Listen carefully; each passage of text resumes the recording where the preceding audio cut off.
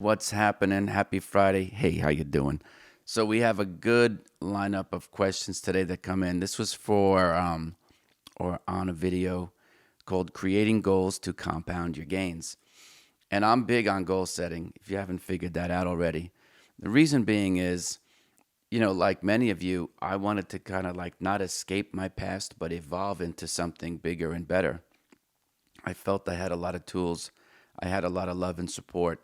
And so it was really mine to lose on some level. I wanted to make something of myself. I knew how to work hard. I've talked about that till I'm blue in the face. So that wasn't the problem. My work ethic was 15 on a scale of 1 to 10.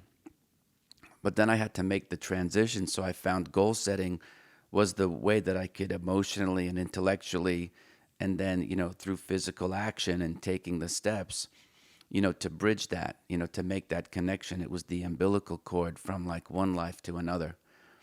And so a few comments came in. Do you believe that if a goal is truly important to us, we wouldn't have to write it down each day to get ourselves to act congruently with what it takes to achieve that goal? I did a little grammar correction there. Sanjay wrote, "My goal is around feeling whole. Could you do a video on wholeness?" Um, then his words are truth. Sweet Jesus. I think patience in achieving goals sometimes trips people up. So there's a lot in all of that. When you start thinking about, I want to feel whole, I start to sound like a yoga granola bar kind of guy. So, what does that mean? It could probably mean a lot of things to a lot of people. I think for me, feeling whole just means I'm like super connected emotionally, spiritually, physically, intellectually in the things that I'm doing in my life, whether it's my friendships, my relationships, my trading, my jiu-jitsu practice, things that I have going on with the people that are important in my life, that are important to me, that help me grow as a person, help me feel better about myself without being enablers, right? We don't want that. I have friends from New York. They tend to be very straight. I've known them for almost 50 years, sometimes more, over 50 years. So they know you that well, right? So I'm very lucky to have people talk or speak straight with me. So I think feeling whole, you can kind of start by being connected to one part of your life that is very fulfilling or that you do very, very well, and then kind of apply what it is about that aspect of your life to other channels, right? Because it's awfully difficult to do it all at once. In fact, in the coaching, when I take on a consulting client, when I had the time, we typically limit the goal setting aspect to two goals. One in around business, which could be trading, could be managing the desk better, could be having or enhancing your relationship with the existing clients, maybe asking for bigger allocations, asking for referrals, trying to grow the business that way, adding new business mixes, running the operation more efficiently so that 1 and 1 equals 3 for the money and the time and the people that you have. And then, a personal goal, like something in your personal life. Doesn't matter what it is. There's no judgment. And the reason I keep it to two, there's certainly people who are capable of having 5 or 6 goals going at the same time. But unless they're in that mindset of goal achieving, they can end up coming to the table with so many goals that they don't know where to start. Because then you also have to monitor and keep track of everything. And I'm a big fan of writing things down. So to Michael's point about, do you think if it's important enough? I think it depends on how old you are, how long a history do you have of manifesting your goals and bringing them to life. I still am a writer, I'm a note taker because I'm a visual learner, so that typically works better for me. I do have goal cards and I have post-it notes everywhere. Like my goal cards are written here. I can't reach it without going off camera. But then I actually have them on, here's the bunch of post-it notes. And I actually take the time to write them out because for me, I feel more connected. It might be different for you. But especially when I'm endeavoring for a new goal, I like to make sure that the goal stays in my consciousness because, again, I think we're products of our environment, but then it's up to us as adults to create the environments or the environment that we need in which to thrive. That's super, super personalized and customized, towards your makeup. But I like to always remind myself, just because of the repetition of it, it's not beyond me. It's not beneath me to write stuff out, even at the level of success that I've achieved, which is more than most. Doesn't make me better, but I still like to, write stuff down, see what it looks like. Can I reword it? I have a pretty strong command of the English language. Can I say things more efficiently that way? Because then it would show up more efficiently in my behavior. That's just a little trick I've done. You might find it works for you.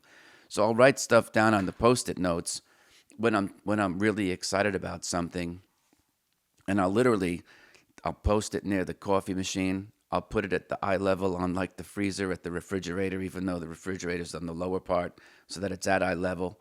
I have one on the bathroom mirror.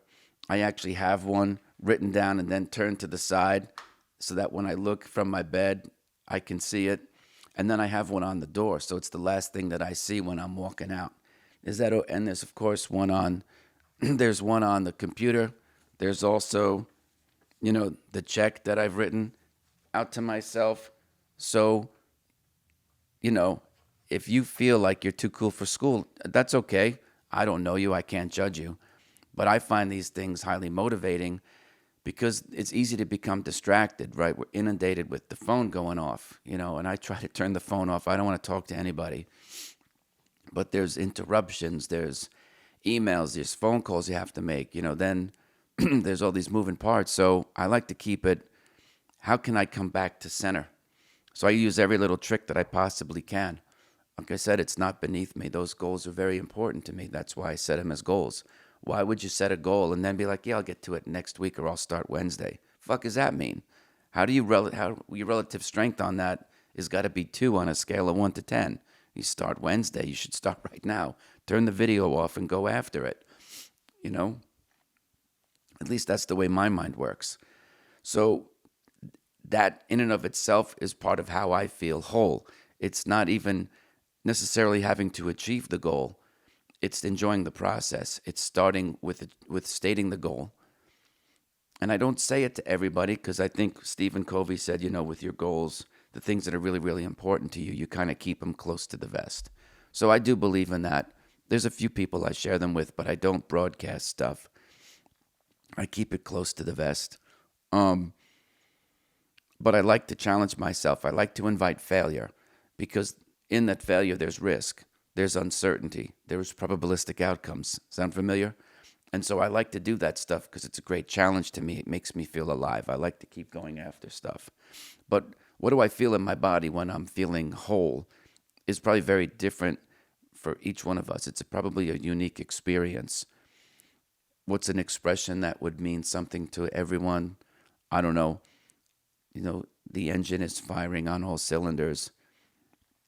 Everything, the goals aren't necessarily even achieved, but I'm comfortable with the attempts that I'm making, with the little bits of success that you get along the way, as well as the failed attempts.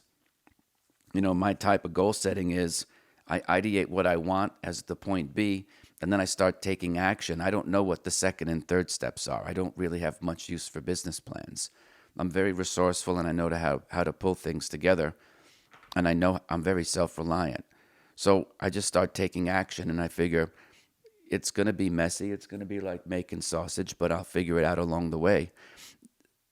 So the part of me that doesn't need to write stuff down is the self-assuredness and the confidence that I have a long history now of putting goals together and achieving them.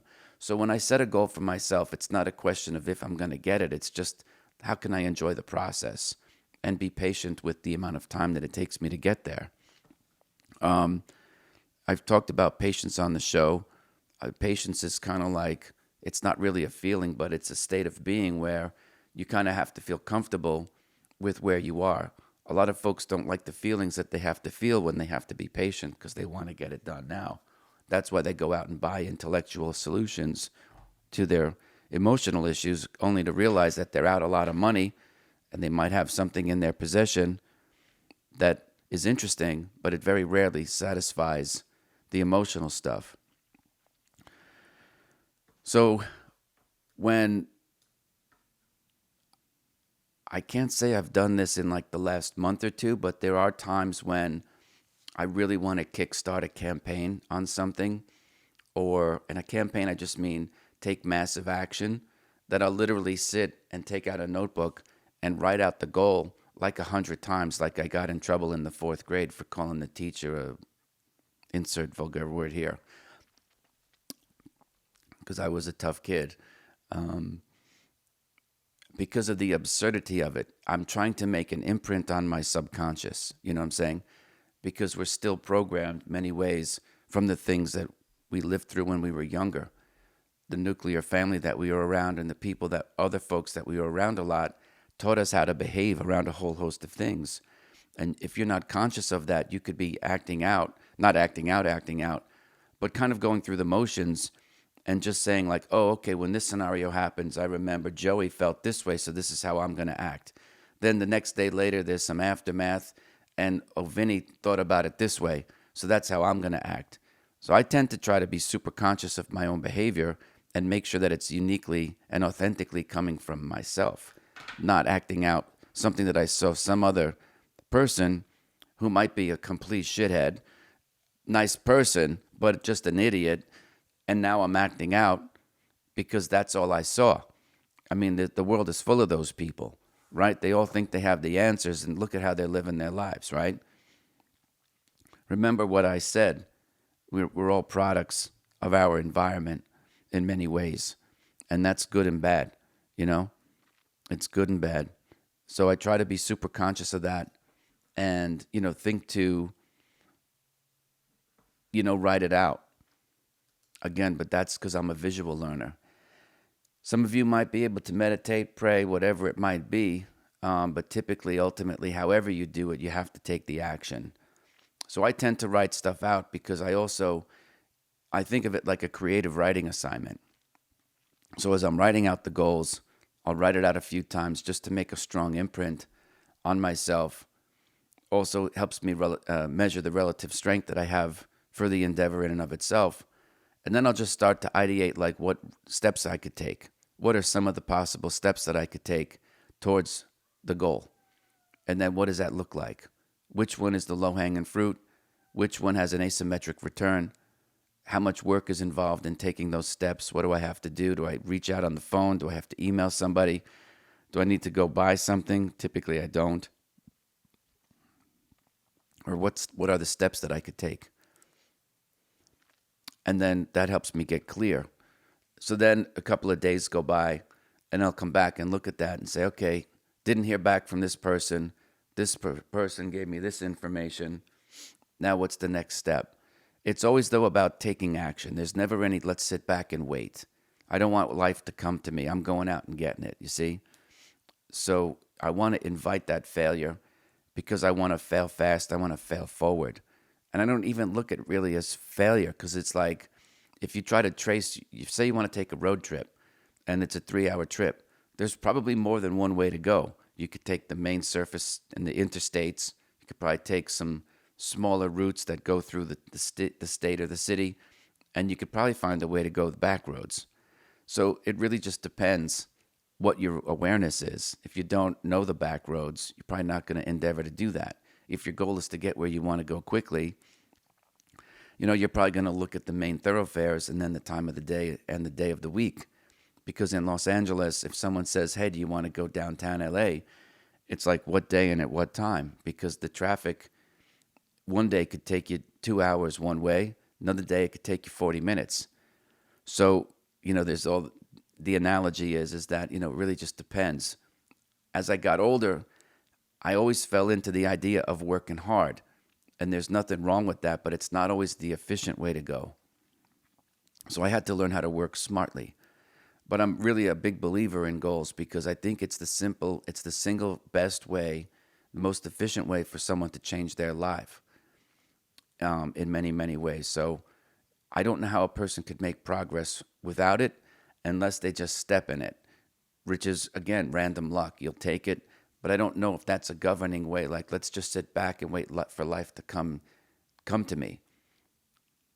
If I was doing that back in my hometown, I guarantee you I would probably have the largest landscaping, company with crews.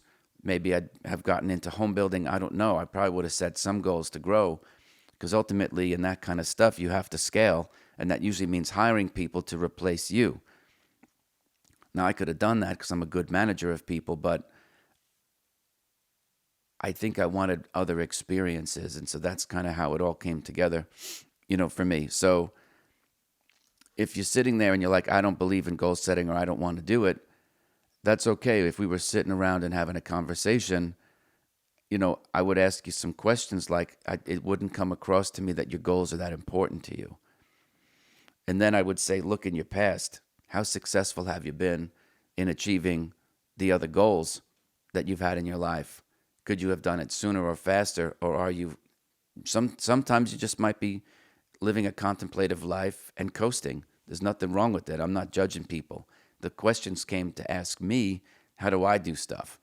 And so that's in a long-winded way, I think, how I do it. I like to write stuff out. I like to see things. I'm a visual learner. If I hear things, even if it's instructions, I normally have to write it out. It's not like I'm an idiot. I don't get it. But I can see things because then I can better learn how to take action.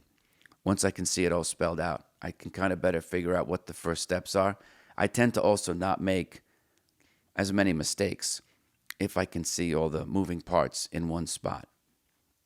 And that's important. It's important for trading.